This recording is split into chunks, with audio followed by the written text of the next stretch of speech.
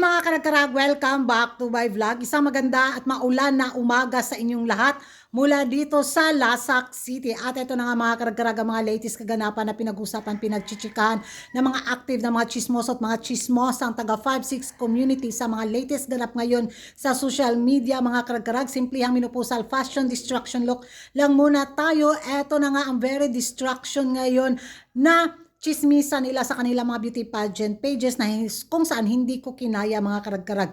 Dahil nga sa naging paeksena sa Mr. Supranational 2026 na kung saan nagkamali ang hospital na bigkasin yung bansa ni Maring Katrina natin na instead of Philippines, naging Indonesia. Ay nako, eto na daw talaga yung puwerba na fixed winner si Maring Katrina natin according sa mga taga 5-6 community. Nabigla ako. Grabe, hindi ko alam ha kung ilang kilong tae ng dinosaur yung nakain ng mga taga 5-6 community. Bakit sila yung gigil na gigil sa pagkapanalo ni Maring Katrina? Dahil kung anuhin bitaw natin, isipin daw natin, ang totoong nanalo is si Czech Republic at saka yung pambato nila, si India. Huy!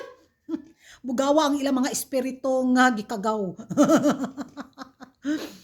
Dahil nga sa insidenteng yun na pagkamali ng host mga karag-karag, ayun na talaga, nagwilga talaga sila ng bongga. Sana ilabas daw yung totoong resulta ng mga judges kung sino daw talaga yung totoong winner sa Miss Supranational 2026. Hindi daw ang Philippines.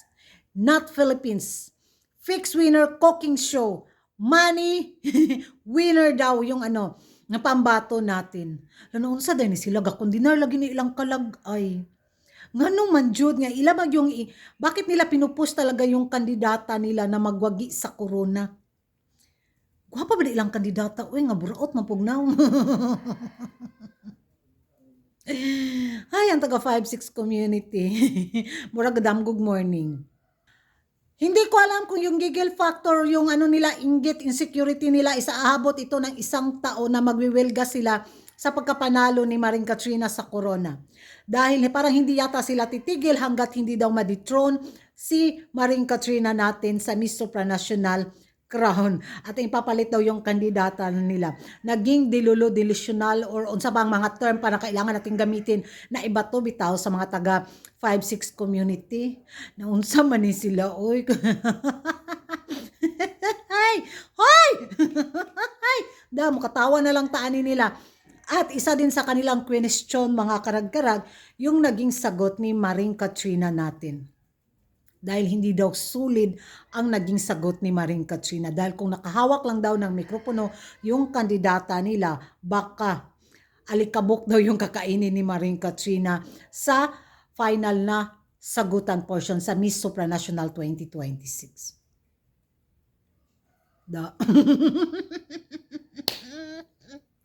Kalami, simuton sa mga ilok ng baho. Mga dugyot na ba kayo paragaba? So, panoorin nga natin ulit ang naging sagot ni Maring Katrina kung bakit against sila sa naging sagot ng ating kandidata bitaw na kung saan ito isa to sa nakapagpanalo sa kanya. Watch this. Please tell us about the moment you stopped trying to become the woman the world expected and you started becoming the woman you really meant to be. I always believe that we should never fit into a mold. We are perfectly imperfect. I am someone who struggles perfection, but I am here today doing my best and becoming my best version.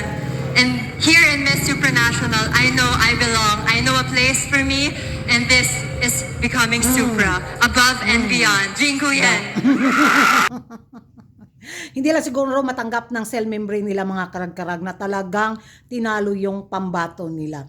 Kaya magwiwilga sila hanggat gusto nila, wag silang matulog hanggang gusto nila, maging dilulo sila habang matapos yung reign ni Maring Katrina dahil wala na, nasa atin na yung corona.